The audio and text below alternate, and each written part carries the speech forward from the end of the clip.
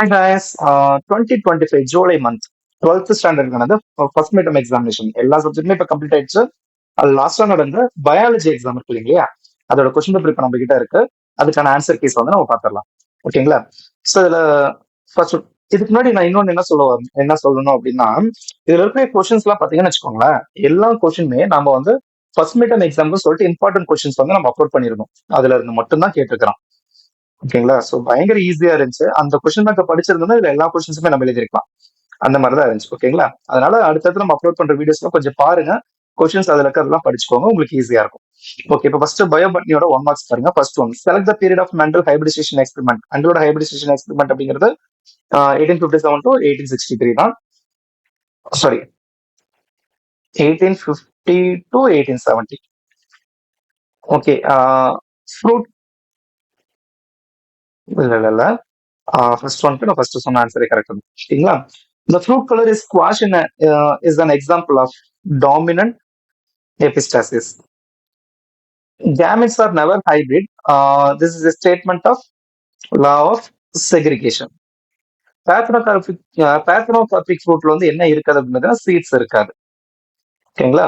அடுத்து the size of pollen grains அப்படிங்கிறது பார்த்தீங்கன்னா 200 மைக்ரோமீட்டர் தான். பாட்னி. ஓகேங்களா? அடுத்து ஜுவாலஜி பாருங்க. Zoology 1 marks. First the functions of androgen binding protein is androgen binding protein அப்படிங்கிறது inhibition the releasing of FSH. Pattus syndrome is also referred to as 13 trisomy அப்படிம்பாங்க. The first codon to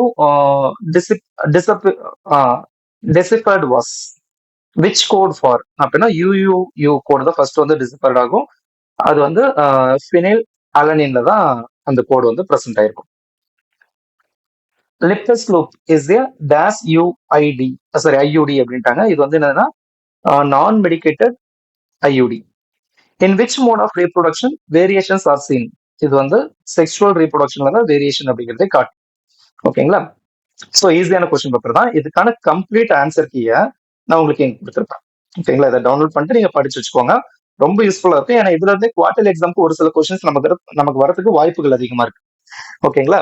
எல்லா question பேப்பருமே almost 12th வந்து நம்ம upload பண்ணி முடிச்சோம். இன்னும் maths மட்டும் தான் இருக்கு. அதுவும் நான் கூட சீக்கிரத்தில் அப்லோட் பண்ணிடுவேன். ஓகேங்களா? அடுத்து குவார்டர்லி எக்ஸாம்க்கான இம்பார்ட்டன்ட் கொஸ்டின்ஸ் வந்து நம்ம அப்லோட் பண்ண ஆரம்பிச்சிடும். அது உங்களுக்கு வரணும் அப்படின்னா நீங்க நம்ம சேனல் சப்ஸ்கிரைப் பண்ணி வச்சிருந்தா மட்டும் போதும். முடிஞ்ச அளவுக்கு உங்க ஃப்ரெண்ட்ஸுக்குமே ஷேர் பண்ணுங்க. எல்லாருமே சப்போர்ட் பண்ண சொல்லுங்க. அடுத்த வீடியோல பார்க்கலாம்.